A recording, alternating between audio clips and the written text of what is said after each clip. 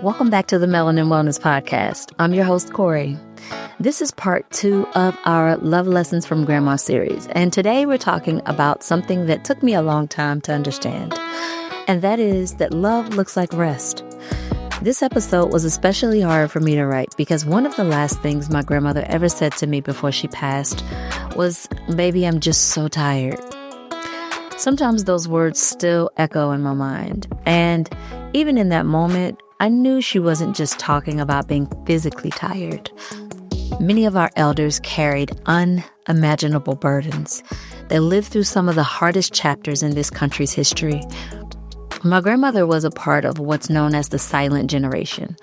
She was born during the Great Depression in the Jim Crow South, which means that she grew up at the intersection of economic collapse, legalized racism, and survival-level parenting. And that leaves marks. Scarcity wasn't occasional, it was a constant. The Great Depression affected everyone, but it hit Black families first and hardest. Jobs were unstable or unavailable. Food insecurity was common. You used everything and wasted nothing. That's where the terms make do, stretch it, and feed everyone mentalities that still live in many Black homes today came from. Food wasn't comfort first, it was insurance.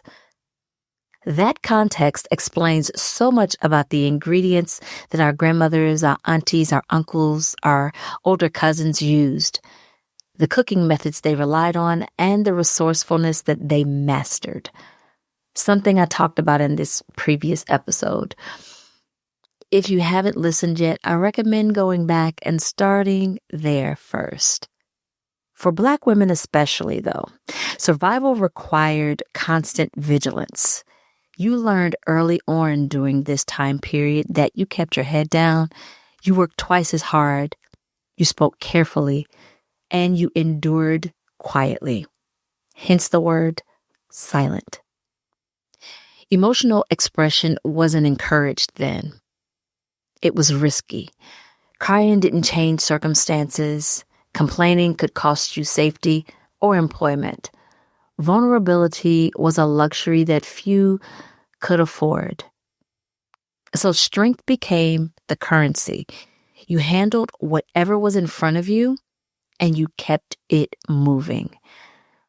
I can count on one hand the number of times that I saw my grandmother cry in my lifetime, even after losing 2 children. It wasn't because she wasn't grieving. It wasn't because she didn't feel the pain deeply, because I know she did. It was because that era taught her how to survive, not how to rest. So when she told me that she was tired, I knew she meant more than her body. Her mind was tired. Her soul was tired. Her spirit was tired from carrying trauma, unfulfilled dreams, and decades of loss quietly. I watched her demonstrate her strength daily, even in her last days. She worked inside and outside the home. She cared for adults and children alike.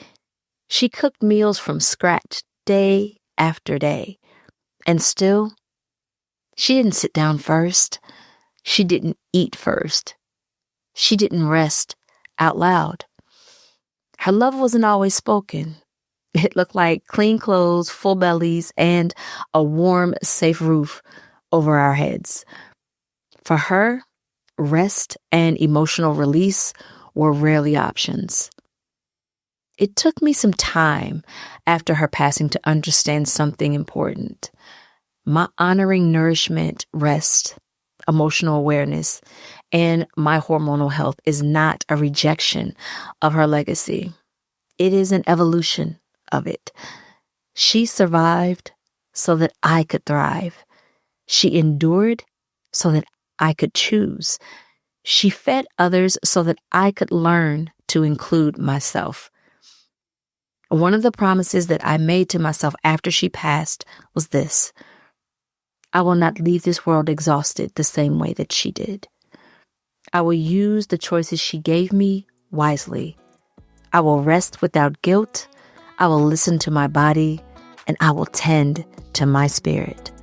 Because love, real love, doesn't just look like sacrifice. Love also looks like rest. And in honoring my rest, I honor her always. Before you go, let's take one quiet breath together. Inhale slowly through your nose. Let your shoulders drop. And exhale gently through your mouth. No fixing, no holding. Just rest. Until next time.